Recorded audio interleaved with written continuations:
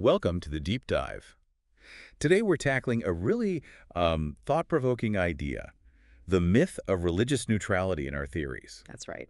We're going to explore the argument that even seemingly secular fields like, philosophy and science, they actually operate with underlying religious beliefs. And if you're someone who enjoys digging beneath the surface, maybe you're prepping for a meeting or just trying to get your head around a new field or you're just curious, well, this exploration really offers a powerful new lens for understanding knowledge itself. Exactly. Our goal today, our kind of mission, is to understand how our most fundamental beliefs, those core ideas about what's ultimately real, maybe what you'd call the divine, how they actually shape the way we build and interpret our understanding of the world. Even in fields aiming for pure objectivity. Right, even there.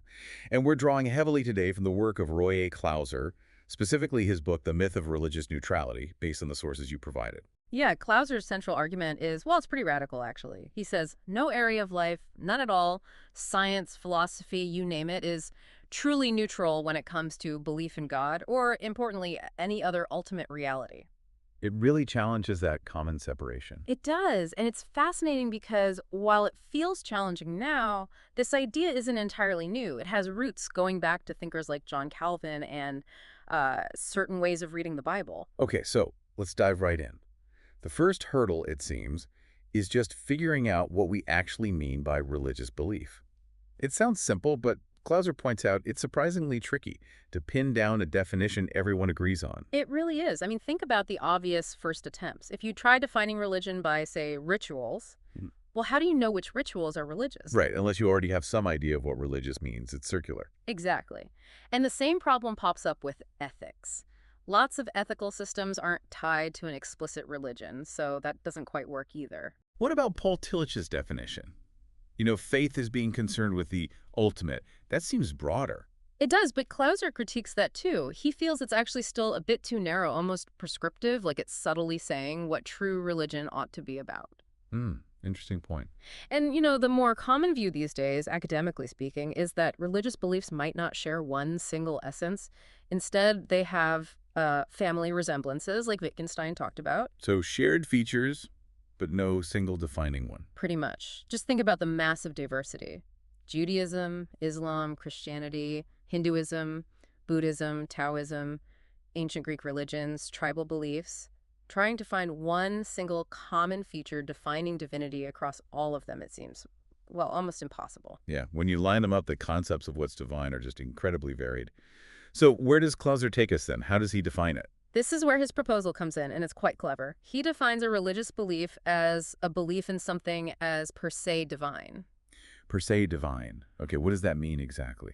It means believing something is either, one, unconditionally real, it just is, it doesn't depend on anything else for its existence, or two, it has power greater than humans, and everything else ultimately depends on it. So it's about fundamental reality or supreme power and dependency. Precisely. It's about what holds the status of being non-dependent or being the ultimate source upon which other things rely. Okay, so crucially, this doesn't necessarily mean believing in a personal God or worshiping something. Exactly right. Clauser makes a big point of this. The divine thing doesn't have to be personal. It doesn't have to be good. You don't even have to like it or worship it. He gives that example of demons believing in God in the Bible, right? Yeah, they believe he exists. They acknowledge his power, but they certainly don't worship him. What makes the belief religious in Clauser's sense is just acknowledging that ultimate non-dependent status or supreme power. That clears it up quite a bit. And he talks about dependency arrangements too, how the non-divine stuff relates back to this per se divine thing. Yes, that's key. The dependency arrangement is simply how a particular religious belief system understands the relationship between the divine and the non-divine. That's where you see major differences between religions. Now, this is maybe the part that will surprise some listeners. Klauser argues that even atheists can hold religious beliefs under this definition. How does that work? It sounds like a contradiction at first, doesn't it? But it's crucial. Atheist strictly means no God, usually a denial of the God of the Bible or similar deities. Okay. But someone can absolutely deny that kind of God exists, yet still believe that something else is non-dependent, that it exists entirely on its own, like, say, matter itself. So if someone believes matter has just always existed, no creator, and everything comes from matter, that belief in matter as the ultimate non-dependent reality is a religious belief. According to Clauser's definition, yes. Absolutely. He points to some ancient Greek mystery cults or certain strands of Hinduism where the fundamental stuff of the universe, matter or some cosmic principle, was seen as divine in this sense. So identifying as an atheist tells you they reject a personal God? Maybe? But not necessarily what they hold as ultimate instead. Exactly. He uses that great analogy. It's like being a vegetarian. Right. Knowing someone's a vegetarian tells you they don't eat meat. It doesn't tell you what they do eat. Maybe they eat vegetables, maybe just cheese, pizza, who knows? Huh, yeah. Similarly, knowing someone's an atheist tells you what they don't think is divine, usually a god, but not what they do believe is the ultimate non-dependent reality. And Clauser suggests that actually believing nothing is divine per se is, well, a pretty difficult position to logically maintain. Interesting. Okay, so moving on slightly, he also looks at the nature of belief itself. He makes a distinction, doesn't he, between the what and the how of believing. Yes, he talks about the nucleus of a belief. That's the content, the proposition, the what you believe. And then there's the financial component. Mhm. That's the act of trust, the commitment, the holding of the belief. And these two are always together in any belief. Always intertwined, yes. You can't really separate the trusting from the thing trusted in. Which brings us right to the core issue. How do these religious beliefs, defined this way, connect to our theories? Especially in fields like philosophy or science that value rationality, the immediate reaction is probably, well, if I accept something based on reason and evidence, it can't be religious. That's the common assumption, the myth of neutrality he's tackling. But Clauser pushes back. He says even beliefs we hold for what seem like good reasons can still be, at their root, grounded in a fundamental trust in something as ultimately real. So the reasoning builds on a foundation of trust in something non-dependent. Exactly. And the nature of that foundational thing you trust in is what makes the whole structure, including the reasoned parts, ultimately religious in his sense. And he also points out, it's not like religions only ask for blind faith. Many encourage experiencing the truth. Right. It's often not just believe this because I said so. Many traditions invite followers to see or experience the reality for themselves. And he suggests these foundational beliefs, these intuitions about what's ultimately real, can come directly. Like a direct experience or strong intuition. Yeah, he mentions the philosopher Paul Ziff apparently saying reality just looks irresistibly physical to him. That's an intuition. Or someone like John Calvin having this powerful, direct sense of God's reality. Yeah. It's not always a reasoned conclusion. Sometimes it's more fundamental. Okay. So these deep beliefs about ultimate reality are always there, influencing things, even if unconsciously. Now, Clauser then categorizes different kinds of religious belief based on those dependency arrangements, how the non-divine depends on the divine. Right. He outlines three broad types. The first he calls pagan. Kagan, what does he mean by that? In this context, it means believing that something within the experienced universe is self-existent, non-dependent, and therefore divine per se. This could be physical matter, energy, natural laws, maybe even humanity itself in some philosophies. So something part of reality is treated as the ultimate source. Exactly. And he gives Marx's materialism as an example of an atheistic paganism. For Marx, matter and its dialectical development just are. They aren't created or dependent on anything outside themselves. So matter functions as the per se divine element. That's a really interesting way to frame materialism. Okay, what's the second type? The second type is pantheistic. This is the view that all of reality is actually one single, continuous, divine reality. There's no fundamental separation between the divine and the non-divine because ultimately everything is divine. Like in Hinduism or some forms of Buddhism or Taoism. Yes, those are common examples where the everyday world might be seen as an illusion or a manifestation, but the ultimate reality is a single, all-encompassing divine oneness. Got it. And the third type? The third is the biblical type.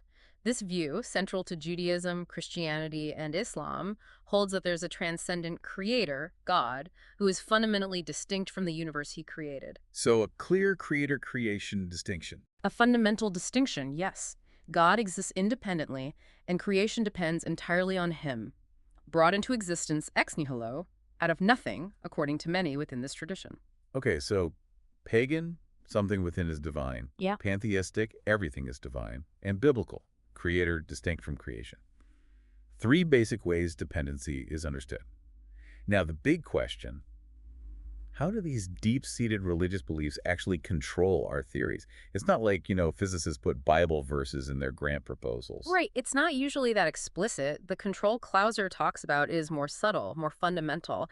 He argues these religious beliefs act as regulative presuppositions. Regulative presuppositions, what does that mean? They're like foundational assumptions, often unstated, that shape and guide how we even form our theories and how we interpret the evidence.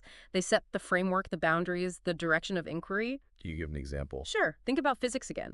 We group things like mass, velocity, charge under the general heading of physical properties.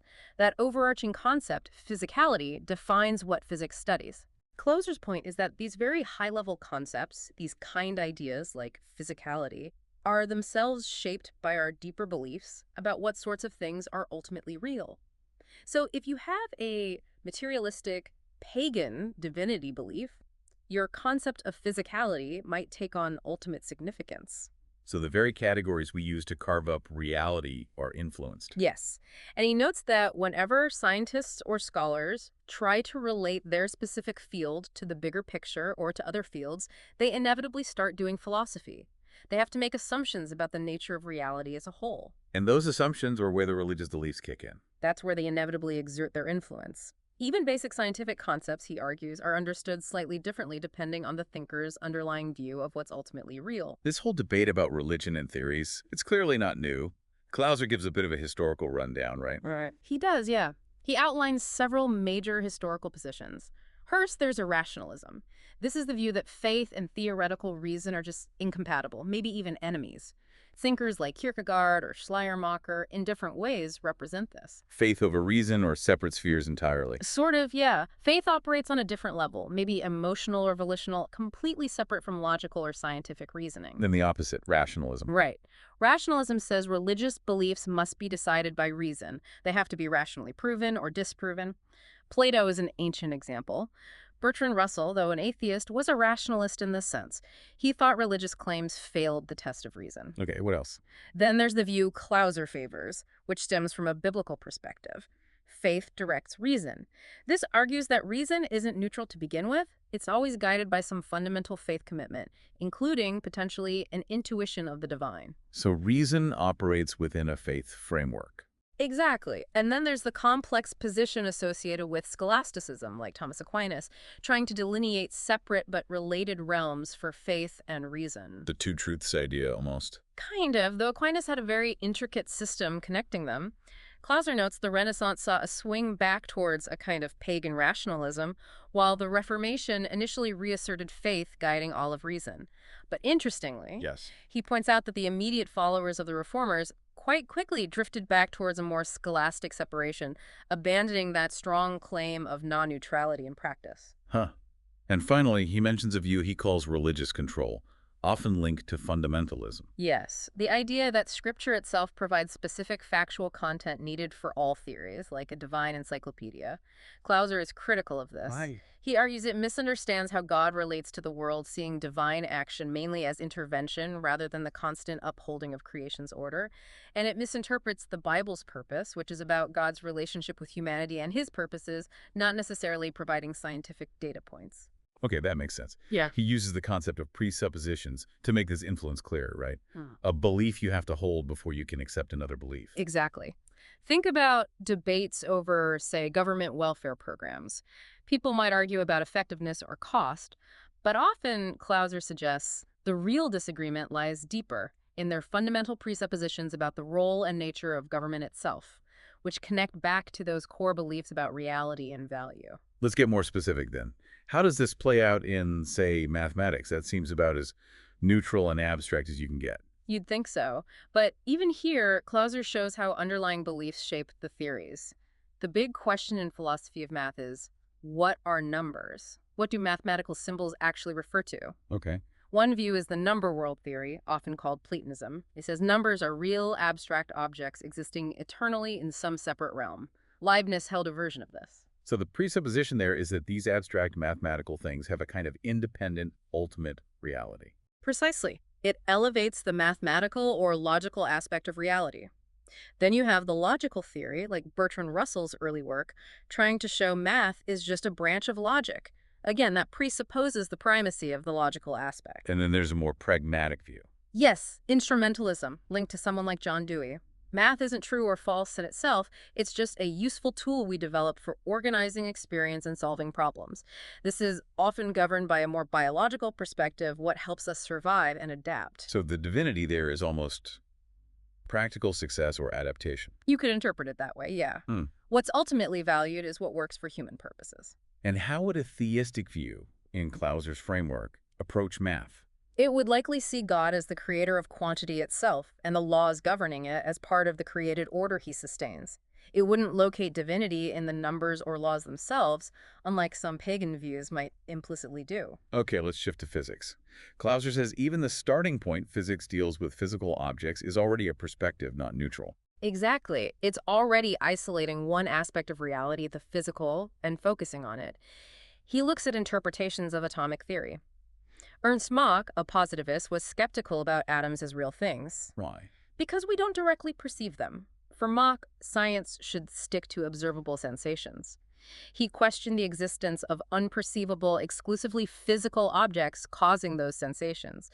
That's one presupposition. And Einstein disagreed. Strongly, Einstein was a realist. He believed those unperceivable physical objects, atoms, fields, etc., were real and were the cause of our sensations.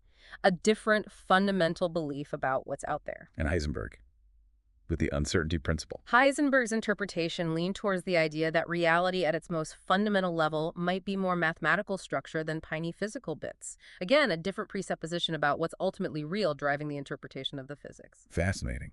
Now, psychology. Clauser notes it struggles even to define its own subject matter. It really does. Is it about the mind? Consciousness? Just behavior? The soul? He looks at major schools. Take behaviorism, Watson, Skinner.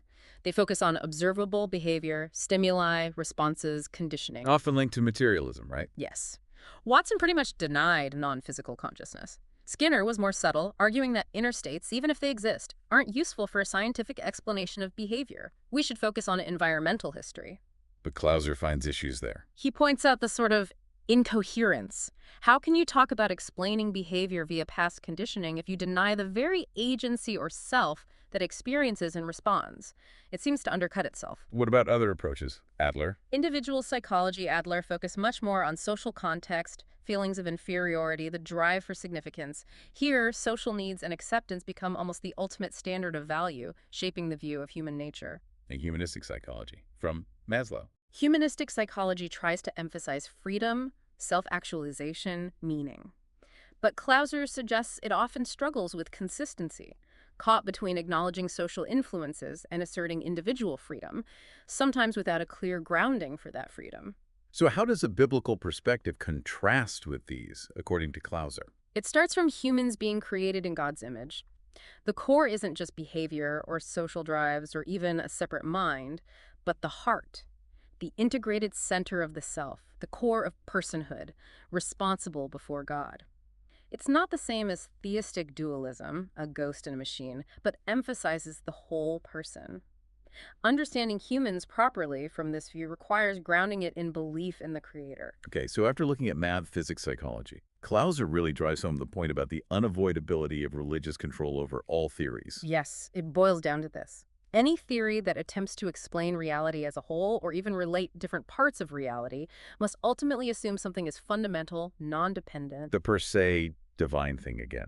Exactly, whether it's God, matter, energy, logic, sensation, the void, something has to be the ultimate ground. And belief in that ultimate ground is a religious belief by his definition, so it's inescapable. He's particularly critical of reductionism as a theoretical strategy, isn't he? Very. Reductionism tries to explain everything in terms of one supposedly more basic aspect, like explaining biology purely by physics or mind purely by biology. What's the problem with that? Two main things. First, It automatically grants that chosen basic aspect, physics, biology, or whatever, the status of being non-dependent, Yeah. essentially making it the per se divine thing in a pagan sense.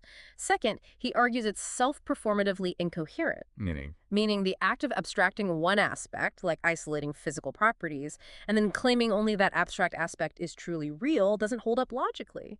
The very act of abstracting presupposes a richer reality from which you're abstracting. You can't use the abstraction to deny the reality it came from. What if a theist tries to fix reductionism by saying, okay, physics is fundamental, but God created physics? Does that help? Clauser argues, not really, because the explanatory power in that theory still resides entirely within physics. God is just tacked on as a first cause, but he doesn't actually feature in how the theory explains things day to day. The theory still functions as if physics is the ultimate explanation. He also tackles the objection that Scripture doesn't mention things like quarks or abstract logic, so how can it guide theories about them? His response is that the biblical claim is that God created everything, all things, visible and invisible. That includes the basic constituents of matter, the laws of logic, mathematical realities, even if the Bible doesn't use those specific modern terms. If God created it all, then a belief in God as creator should inform how we understand all of it. Okay. He then gets into some deeper theology, critiquing what he calls triple A theology. Attributes are autonomous and uncreated. Right. This is the idea common in some classical theology that God's attributes, his wisdom, goodness, power, are just as eternal and uncreated as God himself. Clauser sees a problem here. It risks making those attributes almost independent realities alongside God, bordering on polytheism or making God dependent on abstract principles.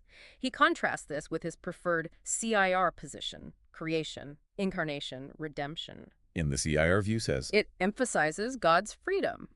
God freely chose his attributes. They are attributes of God and depend entirely on him. Their reality and connection comes from belonging to him, not from existing independently. This avoids making abstract qualities like goodness or wisdom into separate divine entities. He notes this resonates with some early church fathers, like the Cappadocians and the Reformers. he also touches on that classic dilemma. Yeah. If God is sovereign, what about necessary truths, like the law of non-contradiction? Could God make a square circle? Yeah, the intuitional dilemma. His view is that God, in his sovereignty, established the very laws of logic and possibility for creation. These laws define what is possible for creatures within the created order God made. They aren't limits on God's own being, but the structure he gave to reality. So God didn't make square circles possible in creation. So God sets the rules for the game he created. That's a good way to put it. And related to this, the CR view approaches religious language cautiously. It focuses on what God has revealed about himself and his actions, rather than speculating about God's inner being apart from revelation. The meaning of terms applied to God comes from who he is as the transcendent creator revealed in Scripture. This all leads him towards advocating for non-reductionist theories of reality. Theories that don't try to boil everything down to one thing. Exactly. The goal is to develop theories that respect the unique, irreducible nature of different kinds of properties and laws we find in the world. He proposes a framework of laws theory. Which means? The idea is that reality is composed of many distinct aspects, like quantitative, spatial, physical, logical, social, ethical, etc., and each aspect has its own set of laws. All these aspects and their laws are equally real, created, and upheld by God. You mentioned some of those aspects. Can you list them again? Sure, his provisional list includes quantitative how many, spatial where, kinetic movement, physical energy matter, biotic life, sensory sensation feeling, logical analysis distinction, historical cultural development, lingual symbolic communication correction. Clauser often used lingual here, but the provided outline summary used psychic and later social seems more central. Let's stick to the outlines later list. Social, interaction organization, economic stewardship of resources, aesthetic, harmony, beauty, juridical justice ado, ethical, love, moral obligation, and fiduciary faith trust. Wow, quite a list. And they relate to each other. Yes, in an order of preconditionality. For something to move kinetic, it generally needs to exist in space, spatial. For something to be alive, biotic, it needs physical and chemical processes, physical. The higher aspects depend on the lower ones as necessary conditions. And things exist in all aspects. He argues all concrete things function in all aspects, actively or passively. A rock is quantitative, one rock. Spatial takes up space. Physical has mass, etc. But it only functions actively in the lower aspects. A human functions actively across many more, including the logical, social, ethical. He talks about a qualifying aspect. Yes, that's the idea that every kind of thing, a plant, an animal, a state, a business, is uniquely characterized or qualified by a particular aspect, usually the highest one in which it actively functions. That aspect governs its internal nature and purpose. For a plant, it's the biotic. For a business, maybe the economic. For a state, he'll argue, the juridical justice. Okay. And this framework can be applied to understand society without reducing it. Right. He first identifies a distinct social aspect, things like customs, politeness, status, authority, institutions.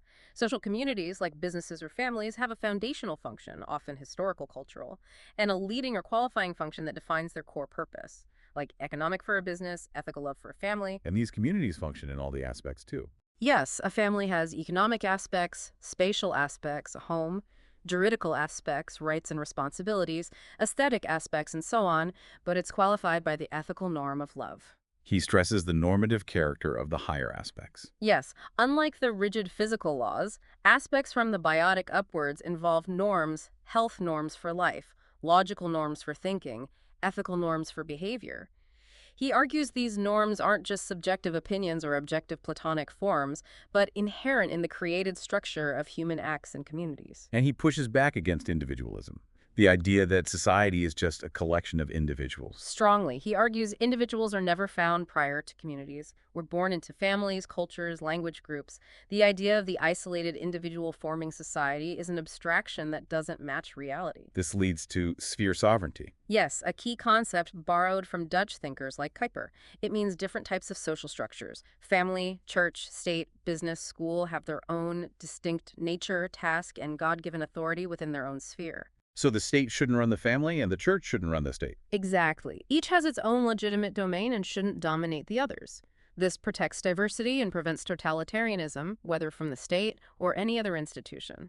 It also clarifies how individuals relate to communities not just as parts of a whole, but often encapsulated within multiple spheres simultaneously. Okay, finally, let's apply this to the state. How does a non-reductionist view understand government? It tackles that core issue of might makes right. Clauser defines the state by its foundational function, historical development perhaps, and its leading or qualifying function, the justicial aspect. The state's unique task is administering public justice. Public justice, meaning? Ensuring fairness, equity, and due retribution in the public sphere for all citizens and communities within its territory. While families or businesses should also be just internally, only the state has the God-given authority, the power of the sword, biblically speaking, to use coercive force to uphold public justice. So this view wouldn't support believers withdrawing from politics. No, because public justice is a legitimate and necessary God-ordained task. And it's broader than just policing crime. It involves structuring laws and policies fairly for everyone. And our understanding of justice itself is influenced by our divinity beliefs. Yes, what seems just can be skewed if your ultimate belief is, say, in raw power, might makes right, or radical individual autonomy, or the collective good above all else. A pagan or pantheistic grounding will lead to a different conception of justice than a biblical one. He uses driving rules as an example. Yeah, contrasting views. Individualism might see traffic laws purely as limits on personal freedom. Collectivism might see them as serving the efficiency of the whole system. Sphere sovereignty would see them as regulations ensuring public safety and fairness, justice for all road users, respecting both individual movement and communal order. He distinguishes moral rights from justicial rights. Crucially, moral rights might stem from the ethical norm of love, like a right to compassion. Justicial rights stem from the norm of fairness or due, like the right to a fair trial. The state's primary job is upholding justicial rights, ensuring fairness and equity in public life. It shouldn't, and usually can't effectively, enforce personal morality directly. And individualism struggles with public rights. Yes, things like environmental protection or the rights of future generations are hard to ground if you only start from existing consenting individuals.